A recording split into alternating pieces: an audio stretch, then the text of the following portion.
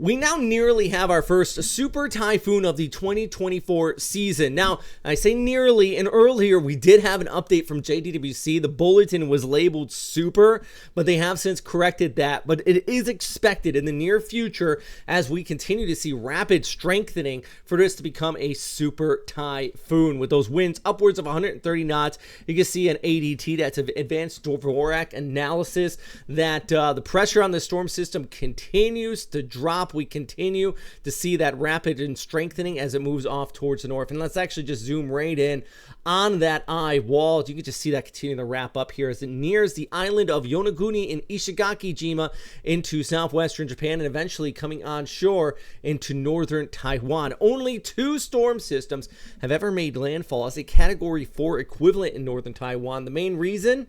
Well, the mountains typically rip them apart, and we're probably going to see that again. But all the while it's doing that, we see heavy rainfall come down. And I mean, just take a look at this. This is rainfall forecast totals for Taiwan here, and everywhere in the red indicates 300 millimeters or more of total precipitation. And I actually seen local media out here saying that we could see some spots up to 1,000 millimeters or higher into Taiwan. And all the while that's going on, we continue to see the inflow on the backside of this affecting the Philippines. But first, let's talk about, our storm system as it moves off here towards the north. And that enhanced monsoonal flow is going to continue all the way after this makes landfall and weakens out across southeastern areas of China, and then it'll finally start to shut it down. But going back to the storm center of circulation, where we are seeing that inner eye wall here, it's all about, just the right front quadrant right in there. That's where we're seeing those 120 knot, 220 kilometers per hour, 130 knots possibly as it passes Yonaguni and Ishigaki-jima. The equivalent of what would be signal force 5 in the Philippines if this was making landfall in the Philippines.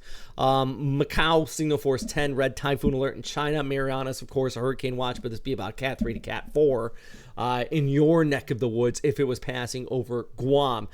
So yeah, pretty serious stuff here as this kicks overhead here on Wednesday morning in Ishigaki, Miyako-jima, then passing over northern Taiwan as possibly a Cat 4 super typhoon.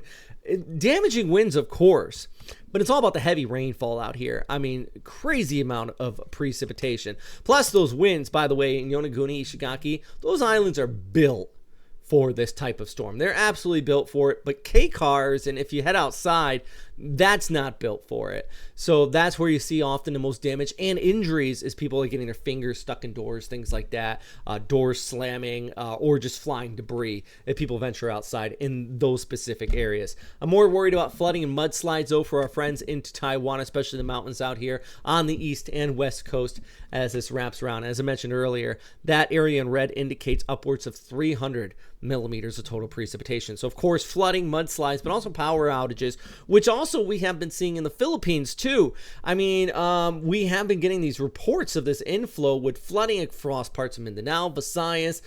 Just shared a video on my social media out of Tagaytay of some damaging winds. In Manila, we've been seeing some flooding, and also into parts of La Union, Ilocos Norte. I work with some farmers in Ilocos Norte. They just transplanted rice, and their crops are flooded just due to that inflow wrapping it around behind the storm system. And unfortunately, until the storm system weakens out and heads north, the winds are going to stay southwest, and then they'll eventually shift out of the south and push towards the north by the weekend. But for example, here on our Thursday, we're still going to see scattered showers for Visayas and Mindanao, but heavy rainfall continuing to add up across parts of Mindoro, Manila, where we have continued to see flooding in the NCR, Metro Manila area, Pangasinan, La Union, all the way out towards Ilocos Norte, and really just the mountains there of western Luzon. I mean, this is the same rule as applies to Taiwan here. Areas in red indicate over 300 millimeters of total precipitation, and yeah, you can see all up and down the west coast totals adding up as we go ahead through the rest of the week into the weekend. So additional rainfall and additional threats of flooding continue out here. So a lot of the videos I see kids playing in the water and stuff, and I get it, it's the Philippines, you're all used to it. God bless you. But just remember that water levels can create some diseases. There's also sharp objects in dirty water. It's that debris, and you don't want to get cut, and then it's going to get infected, and you don't want that. So if you see somebody, I don't want to be carrying and ruin kids' fun, but just, you know, be like, hey little bro, let's not play in the sewage water. Yeah. Anyways, a big thanks for everybody on our Patreon who supports this channel. This is the second video I recorded because the first one I said this was currently a Super Typhoon, and I deeply apologize for that. I was strictly not thinking about the wind speed. All I saw was JDWC's forecast, which they did correct it, but you see right here in the top right of your screen, it does say corrected.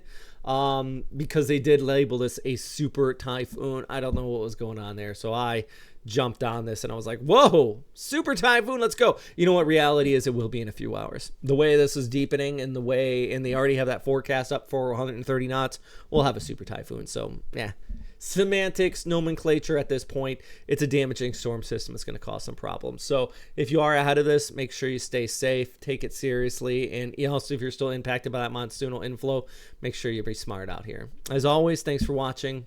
Stay safe, friends.